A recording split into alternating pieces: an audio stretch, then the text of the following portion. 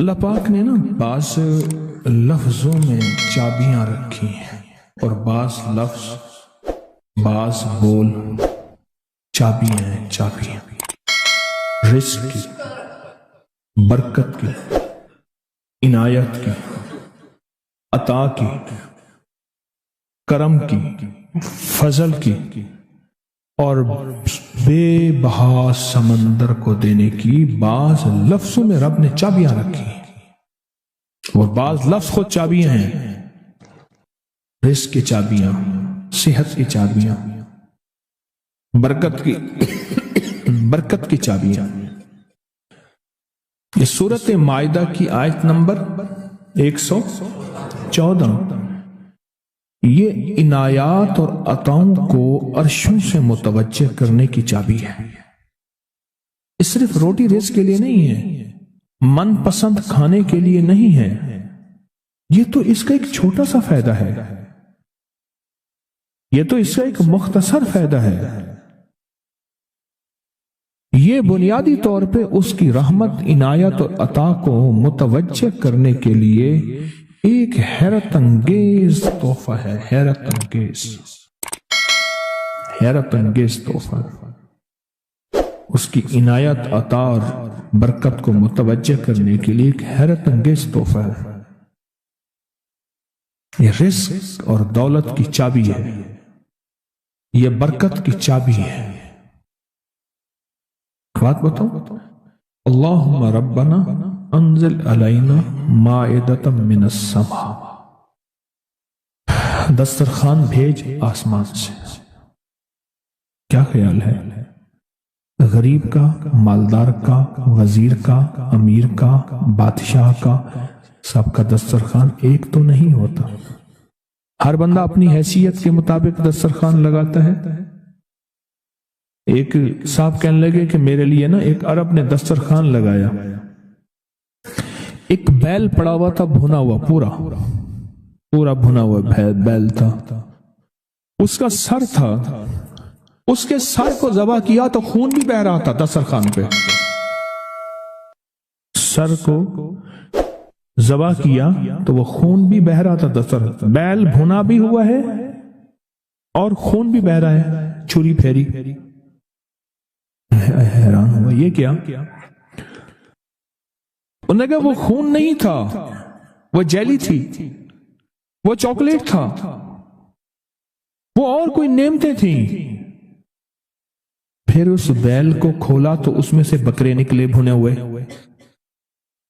پھر بکروں کو کھولا تو اس میں مرغیاں نکلی ہوئی بھنی ہوئی،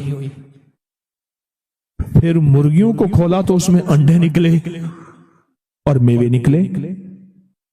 نکلے۔ بادشاہ کا دسترخوان ہے تو وہ اپنی حیثیت کے مطابق اس کا دسترخوان ہے، اپنی عظمت کے مطابق دسترخوان ہے۔ میرے اللہ کا دسترخوان، انزل علینا مائدۃ من السماء، پر مولا دسترخوان دے ایسا جیسے عید ہو جائے۔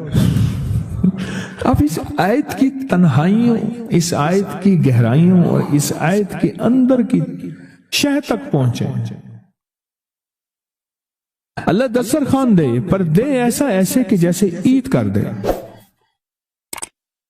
آپ اللہ سے مانگتے ہیں تو اللہ سے اللہ کے مطابق مانگے۔ میرے رب کی جتنی عظمت ہے، وقار ہے، شان و شوکت ہے، میرے رب کی جتنی طاقت قوت ہے، اس کے مطابق مانگے، اس کے مطابق مانگے۔ کیا خیال ہے؟ یہ آیت اصل میں دسترخوان کے لیے ہے، اور دسترخوان سے مراد یہ کھانا نہیں، دسترخوان سے مراد دونوں دسترخوان ہیں، رزق روحانی اور رزق جسمانی،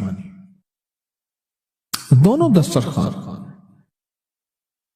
جو میرے رب کے پسندیدہ دسترخوان ہے، رزق روحانی بھی اور رزق جسمانی بھی۔ ہم افطار کے وقت کھانا مانگتے ہیں اللہ سے، مال مانگتے ہیں، دولت مانگتے ہیں، کیوں اتنی تھوڑی چیز مانگتے ہیں؟ اللہ سے رزق روحانی کیوں نہیں مانگتے؟ اور جنہوں نے رزق روحانی مانگا تھا، ایک اللہ والے تھے، ان کے خلیفہ تھے، وہ فوت ہو گئے تو ان کے خط اٹھائے گئے، خط اٹھائے گئے، اپنے مرشد کو خط لکھتے تھے اور مرشد کا مزاج تھا اسی خط پہ 2 لفظوں میں جواب لکھ کے بھیج دیتے تھے، 2 لفظوں میں جواب لکھ کے بھیج دیتے تھے اسی خط۔ فرماتے تھے کہ حضرت آپ کی دعاؤں اور توجہات سے، اللہ کے فضل و کرم سے، اللہ کے فضل و کرم سے میرے روزانہ جو ہے 1.25 لاکھ دفعہ نفی اثبات ہوتا ہے، لا الہ الا اللہ، 1.25 لاکھ دفعہ الا اللہ ہوتا ہے، 1.25 لاکھ دفعہ اللہ ہوتا ہے، 1.25 لاکھ دفعہ اللہ ہوتا ہے، 70,000 دفعہ 1.25 لاکھ دفعہ کلمہ ہوتا ہے، اتنے سپارے ہوتے ہیں، اتنی 100 رکعتیں ہوتی ہیں، یہ ہیں یہ ہیں یہ ہیں۔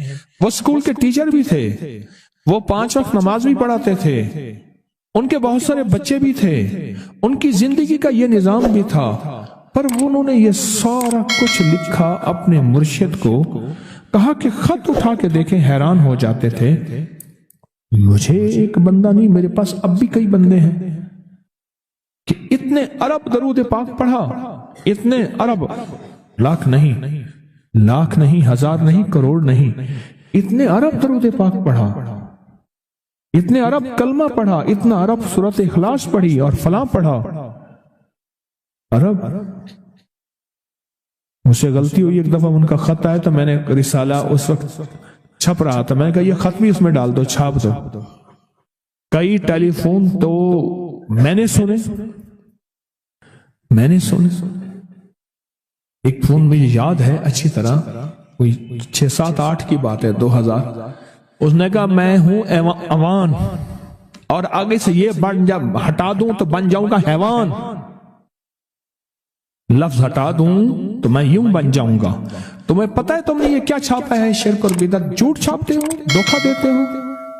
وہ سچا تھا، غلطی ہماری تھی،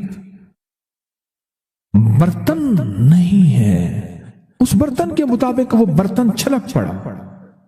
اس پہ ایک بات بتاؤ، حضرت ابو ہریرہ فرماتے ہیں میرے حضور نے مجھے علم کے 2 برتن عطا فرمائے ہیں، ایک وہ ہے جن کا میں نے اظہار کر دیا، اکثر احادیث حضرت ابو ہریرہ سے ثابت بھی ہیں، یعنی راوی بھی ہیں، علم کا وہ برتن ہے، ایک وہ میں نے دے دیا، اور ایک علم کا ایسا برتن ہے اگر میں اس کا اظہار کر دوں، ایک روایت تو یہ ہے کہ لوگ تلوار کھینچ کے میرا سر جدا کر دیں، ایک روایت یہ ہے کہ گدی سے میری زبان کھینچ لیں۔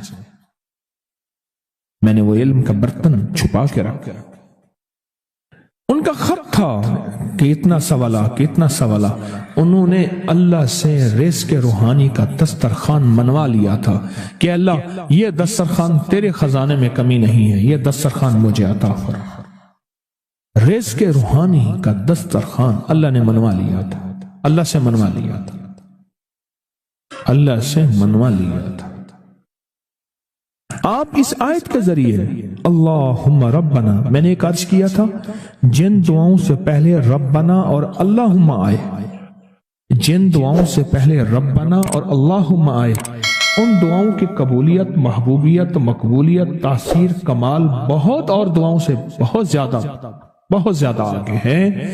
اس دعا میں اللہم آئے، ربنا انزل علینا مائدۃ من السماء تکون لنا عید، مولا دسترخوان بھیج آسمان سے، مولا دسترخوان بھیج آسمان سے،